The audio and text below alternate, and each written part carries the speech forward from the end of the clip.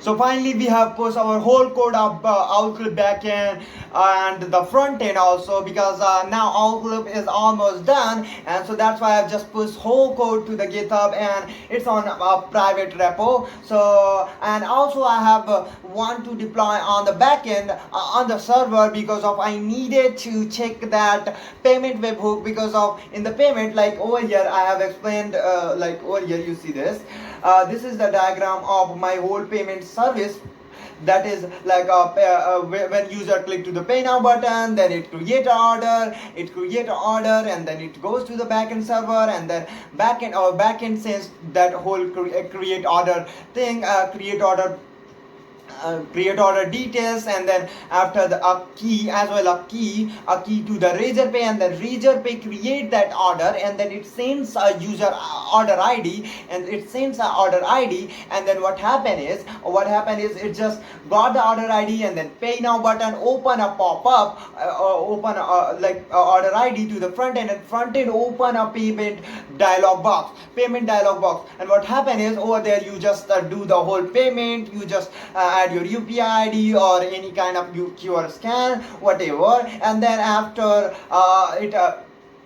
when payment is done, our webhook which is called and then our webhook calls to the server, right? It just goes to the server and check out that if that payment is done or not. So it check all the things, and then after it just add the credits to user's account, because I am just doing that with credit system that I have, and like this, then our front end verify by calling to the payment verify API endpoint, and then it just take to the backend server, and then it just sends a success or failure if the payment is done or not. And so yeah, if the payment is done, then user got their credits to process their videos. So this is what it is gonna look like. And now also we have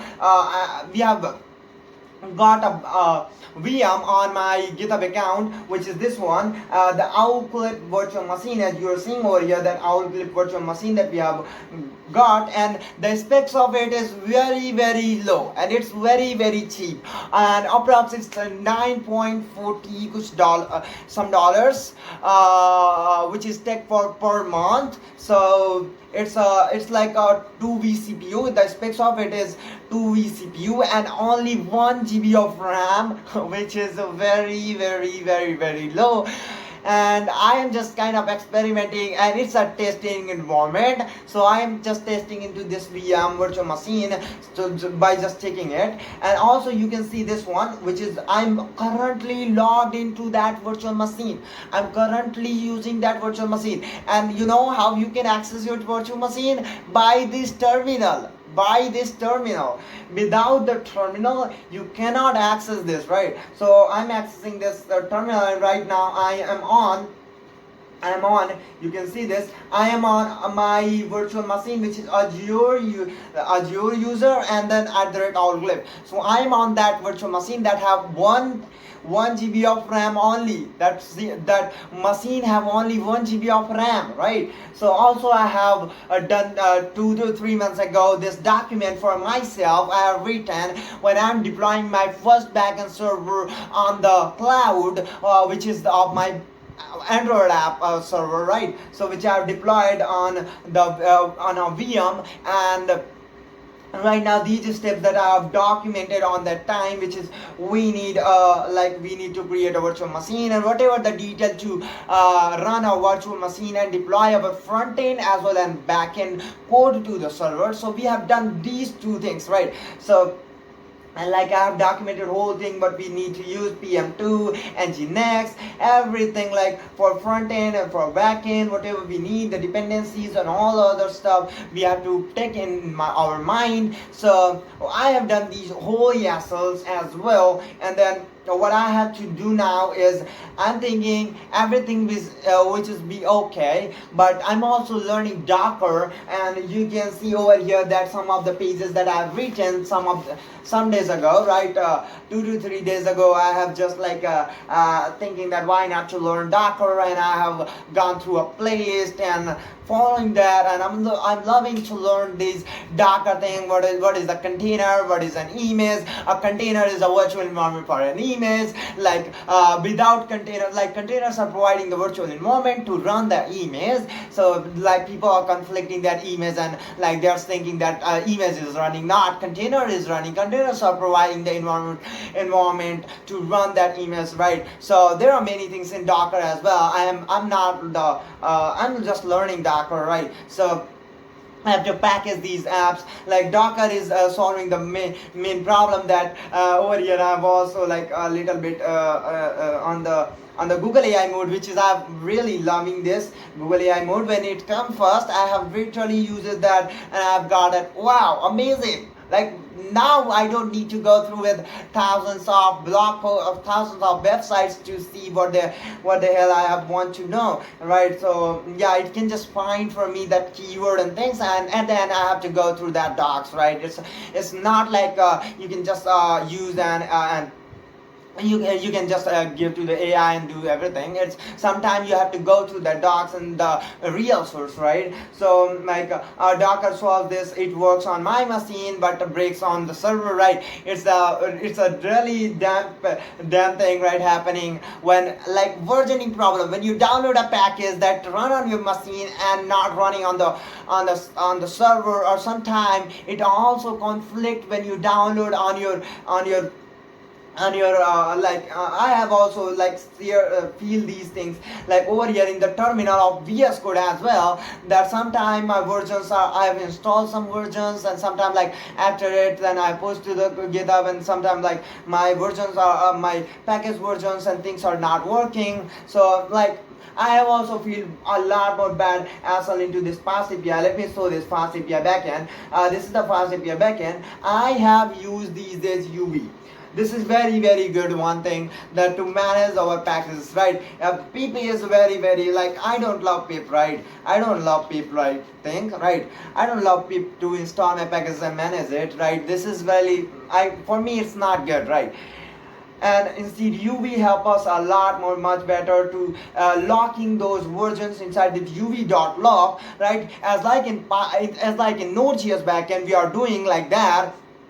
We have a package.lock.json, right? Package.lock.json file to locking their versions and things, and have a package.json as well in the Node.js ecosystem. But here in Fast API, we have to install pip install, and then we have to pip freeze that whole versions inside a requirement.txt file, right? So over here, I don't need any requirement.txt file by using UV. So I think this is very good, and I have a PyProject.toml file, which is very amazing too. These are managing our amazingly things, right? So what we have to do is UV init, and then for UV init, and then we have to do like stick off. Oh, I just okay. So yeah, I'm not going to tease these things. I'm just showing you that what else gonna be happen. What are the things I have faced, right? So this is what I'm just sharing to you all, so that you don't go through that package hell. Instead, you build your app properly, right?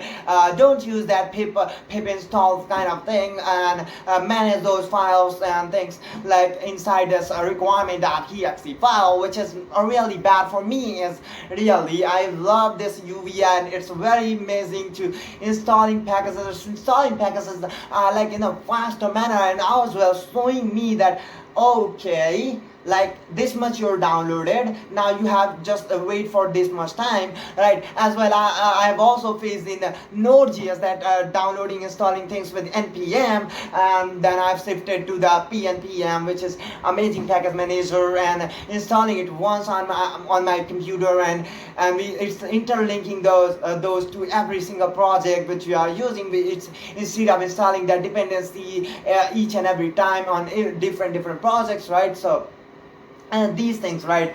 And yeah, I say now I'm not going to learn Docker. So yes, and which is very important for me to learn Docker. And now after the for now I'm going to just stop this machine, and then after I'm gonna then also it will gonna to disconnect my SSH, because this connection is this machine, like from my machine to the cloud machine, we are connected with an SSH, which is a cryptography something kind of thing that is like encrypting our things, and like sending the files and all those things. Like, it's amazing, right?